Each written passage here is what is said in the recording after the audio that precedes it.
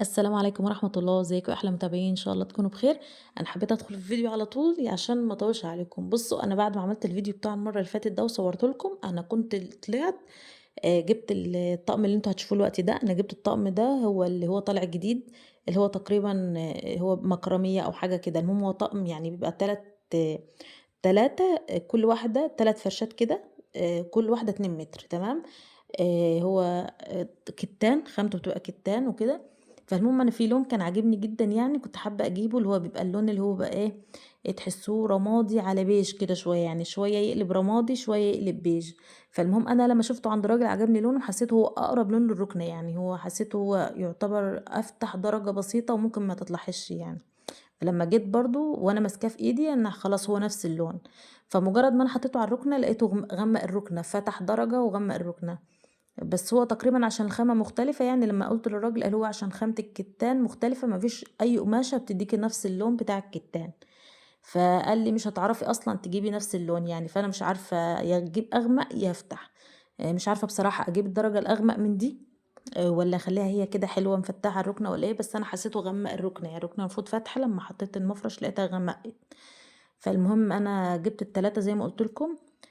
آآ هُم حلوين، بس أنا حسيت إن أنا يعني محتاجة إن أنا أحُط كمان من ورا. فأنا قُلت أجيب كمان طقم يبقى كمان 3 يعني وأحطهم من ورا، أغطّي من ورا. أنا قُلت أجيب قماش بدل ما أنا أجيب كمان 3 والشراشيب دي تتضارة يعني ورا الرُكنة.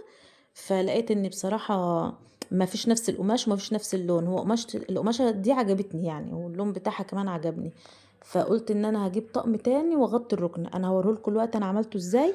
وقُلت كمان يعني ممكن أجيب واحدة زيادة وأقطّعها أعملها للي هي الإيدين يعني. فأنا هاوريكم دلوقتي أنا عملتها إزاي، قولوا لي رأيكم إيه. يعني أجيب مفرش أغمق من ده درجة، وأجيب كمان طقم أغطي ومن ورا ومن قدام، يعني يبقى القاعدة والضهرية زي ما أنتم شايفين كده، والّا أخلّيها بس على القاعدة أفضل واللون ده كويس، والّا أجيب أغمق كمان درجة. مش عارفة بصراحة، أنا حبيته كده أكتر يعني. أوقات باحب لون الركنة أكتر، وأوقات باحب ده أكتر برضه، مش عارفة بصراحة. لمّا الركنة بتبقى لوحدها لونها بيبقى حلو، لمّا باحط المفرش بابقى حاسة إن أنا لأ، محتاجة أغطيها كلها. كمان ما حبيتش إن أنا أعمل بصراحة الكسوة اللي بتبقى كاملة دي، لأنها بتمُط، وبصراحة مش حاساها يعني، مش حابة. هي الركنة شكلها حلو، مش محتاجة أغطيها. فالمهم بقى أنا تاني يوم، ده الكلام ده كان بالليل طبعًا. فتاني يوم بقى أنا صحيت صوّرت الفيديو كمان بدل ما أنزّل ده لوحده. مش عارفة ليه أمّا باجي أنزّل فيديو بُصّوا بيقعد يوم كامل، يعني ممكن أنزّله بالليل ينزل تاني يوم بالليل. دي الحكاية دي جديدة بصراحة، قبل كده كنت بانزّل حلو، فمش عارفة برضه لو حد عنده معلومة يقول لي. المهم بقى هنا صحيت الصبح، قُلت أنضّف البلكونة. أنا كنت من قريب جِبت النجيلة وعملت ليد وحاجات. أنا صوّرت الفيديو والله بس ما نزّلتوش بصراحة. فكان في ناس جيراننا يعني بيضبّطوا كده، وكان بيُقع حاجات عندي. فأنا قُلت ألِم الستارة وألِم الحاجة عشان ما تتبهدلش. فقُلت بقى خلاص كده بقى لها كتير، أمّا أرجع بقى أنضّفها. فدخلت كنستها ومسحت البلكونة مسحة كويسة وكده. الدهان ده عشان أبيض بيتوسخ يعني طول ما أنا فاتحة الستارة فبيتبهدل. فأنا باغسله بصراحة، يعني هو ميزة الدهان اللي هو الجديد ده اللي هو بتاع جوتن إنه بيتغسل وبيتمسح. فأنا كنست البلكونة كويس جدًا وغسلتها. وأنا كنت حاطة الليد هنا زي ما قُلت لكم قبل كده، كنت أنا لازقاه. الليد ده كان عندي أصلًا قديم، فأنا ما جبتوش بصراحة، ما اشتريتوش يعني. بس هو المتر بتاعه تقريبًا ب10 جنيه أو ب15 جنيه. ده لو أنتِ هتحطيه في البلكونة. هو في طبعًا أغلى من كده، بس أنتِ مش محتاجة تجيبي الغالي تحطيه في البلكونة، يعني أنتِ محتاجة إضاءة هادية. فهو بتجيبيه زي ما أنتِ عايزة، المتر تقريبًا ب10 جنيه، وبتجيبي اللي هو الفيشة بتاعته ب15 جنيه، أي عدد متر بقى أنتِ بتقطعيه. فالمهم أنا بقى كانت البلكونة زي ما قُلت لكم مفتوحة بقى لها فترة، وكان في ناس جيراننا بينضفوا، فأنا ما كنتش بادخلها يعني. فدخلت بقى نضفتها، كانت فيها تراب بصراحة. فالليد أنا بالزقه بحاجة اسمها 2 في 1 لزق كده زي ما أنتم هتشوفوه. فالجزء ده كان خد الدهان ووقع. أنا لمّا لزقته هو المفروض هو كان يعني هو كلّه كويس تمام لازق، بس الجزء اللي فوق ده عشان كان فيه الفيشة لمّا باشيلها من الفيشة وكده، فبتقوم نازلة تقيلة بقى، فبتقوم واخداه ونازلة. فخدت الدهان ونزلت. المفروض كانت اتدبست من فوق بمسمار أو بأي حاجة عشان تثبتها. فالمهم أنا لزقتها تاني باللزق ال2 في 1 اللي أنتم شفتوه ده، اللي بيتلزق بيه الLED profile. هو كويس اللزق ده، أنا حبيته. وبعدين بقى غسلت يعني البلكونة وكده بمَيّة بإريال. وبُصّوا هي مش محتاجة بصراحة كل الحاجات دي، يعني هي مش محتاجة كل كمية المَيّة دي. أنا بامسحها بالشرشوبة أو بالمساحة اللي هي بتبقى قماش دي. بتنضفها بصراحة، والجدران كمان. بس قلت ايه بقى، بما ان انا بصور وكده، اما ايه ياخدني حبيتين شجاعة يعني. فالمهم الحيطة كان جوزي بيعمل حاجة فحط ايده بتبطع بمنتهى السهولة يعني. عايزة ايدك فيها دايما وتمسحيها. فالمهم انا عملتها كده، هي نضفت بسهولة، مجرد ما عملتها نضفت. بس عيبها بقى ان المية لما بتيجي على الدهان بتخلي الدهان اللي هو ايه، بصوا يعمل زي فقايع، بصوا يعني يقب كده حتت صغيرة وتقوم مفرقعة، فاهميني؟ يعمل زي فقاقيع كده. المهم فمش بعمل كده بصراحة غير نادرا يعني. هي مرة كنت انا بركب الستارة فجوزي بهدل لي الجدار كله، عملتها، ودي تاني مرة. انا زي ما قلت لكم مش محتاجة اي هدمة عندك، بتحطيها لو في مساحة حتى زي ما انا هعمل في اخر الفيديو، وبمشي عليها بتبقى حلوة بتنضف. فالمهم كنت هنا بقى غسلت البلكونة، مش محتاجة كل اللي انا بعمله ده طبعا يعني. هي كان فيها شوية تراب، لو شوية مية هتقوم منزلة على طول.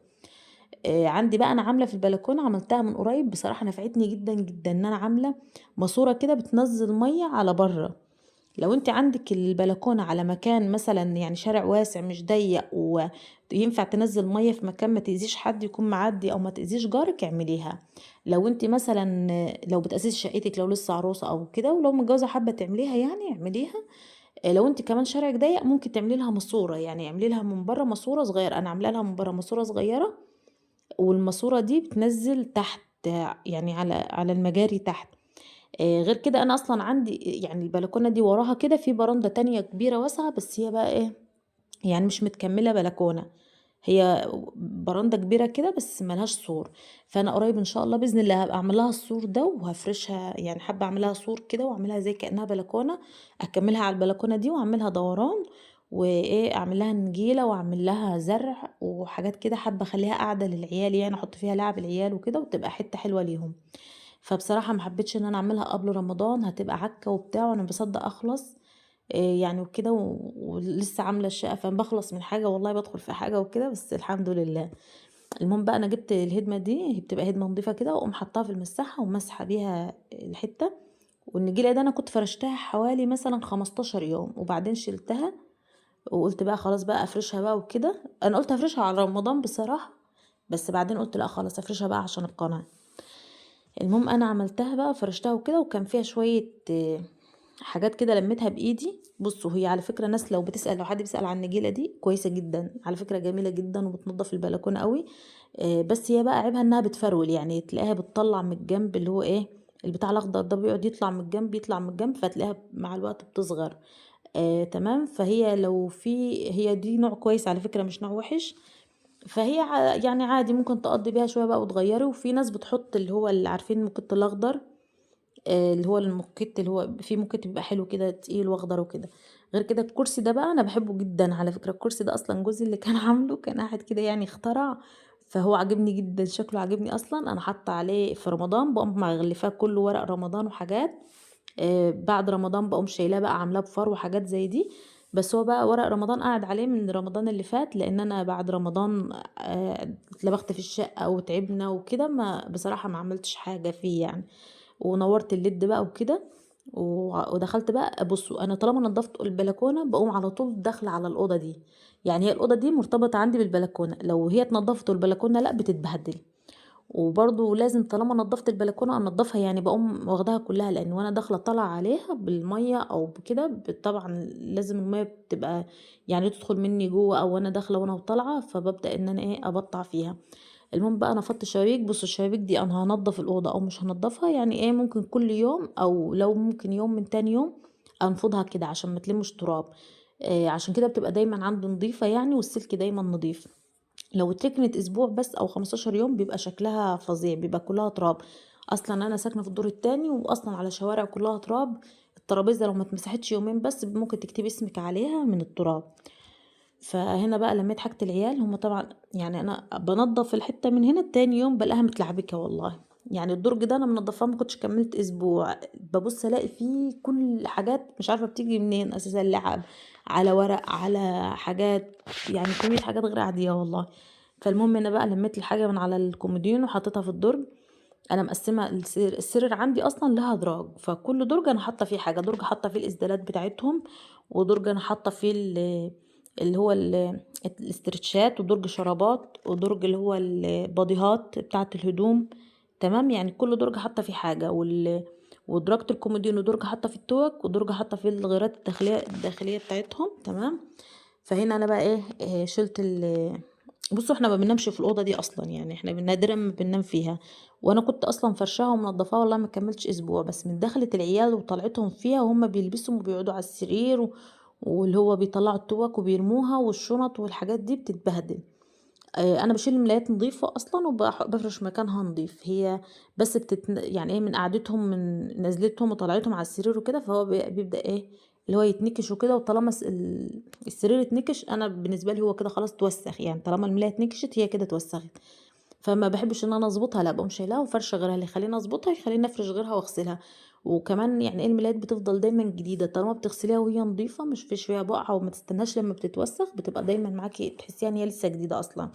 عايزة أقول لكم الملايات بتاعتي دي كلّها أصلًا بقى لها 8 سنين من يوم ما اتجوزت، هي شكلها كده والله مش عاملة فلتر ولا أي حاجة، هي بلونها وكده. ما تكتريش بس Ariel في الغسالة واعملي لها يعني خلّي المَيّة كتير على الهدوم، دورة المَيّة تبقى كتير على الهدوم، وإيه قللي الأريال بس، لإن الأريال أو ممكن تحطي برسيل جل لو الحاجة نضيفة، وشيليها نضيفة يعني ما تستنيش إنها تتوسخ، طالما حسيتِ إن هي بدأت بس يعني تطرّب شيليها على طول، ما تستناش أمّا لازم توسخ وكده يعني.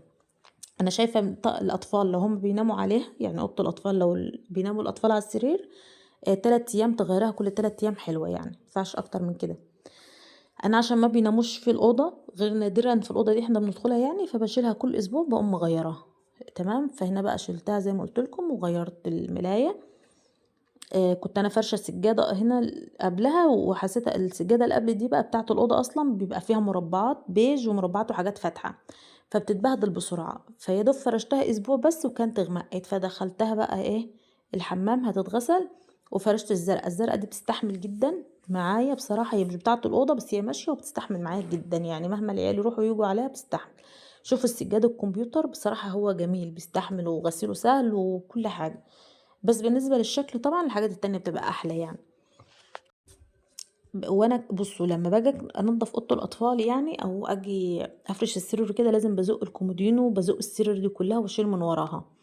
وكمان يعني عشان كده حتى أمّا باجي أصلًا أنضّف نضافة العيد أو نضافة رمضان هتيجوا تشوفوا معايا شقتي بتبقى نضيفة، يعني ما بيبقى تنضيف يعتبر عادي، بس أنا اللي باقوم بقى شايلة السجاد كلّه غاسلاه، فده اللي بيخلّي بقى الموضوع مُرهق شوية أو اللي هو تغسلي ستاير أو كده.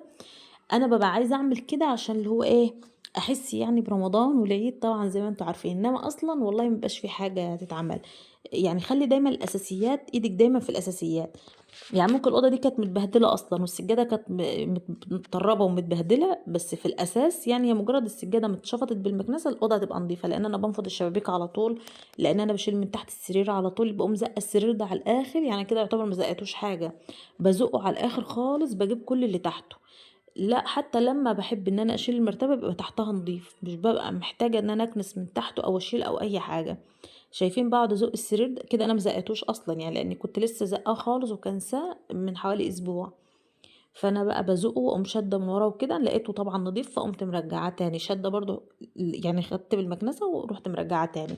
جِبت هنا برضه الأرضية أصلًا نضيفة، فجِبت كلور برضه باجيب شوية كلور بمَيّة وأقوم كبّاهم وأقوم ماسحة بالمساحة دي، وبعد ما أنشّف خالص أروح أغسلها بإريال حلو أوي، وبعدين أرُش معطّر أكِب معطّر في الأرض وأروح ماسحة الأرضية كلّها بالمعطّر.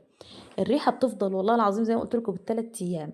شايفين كده الكمية دي، وأقوم بقى ماسحة بيها الأرضية كلّها، مع إن الأرض أصلًا قبلها كانت نضيفة، على فكرة الكلور بيشيل أي ريحة، يعني بيخلّي لِك كده ريحة نضافة. باقوم غاسلة بقى وماسحة كويس جدًا، منشّفة الأرض كويس جدًا، وأروح ماسحة بقى بالكلور، بالمعطر. كمان باشغّل المروحة في السقعة مع غسيل الأرضية بتبقى يعني ريحة كده وإحساس جميل بصراحة. وكده بقى كنا بالليل ونوّرت الليد ورشّيت معطر، فمش عارفة بصراحة قولوا لي رأيكم إيه يعني.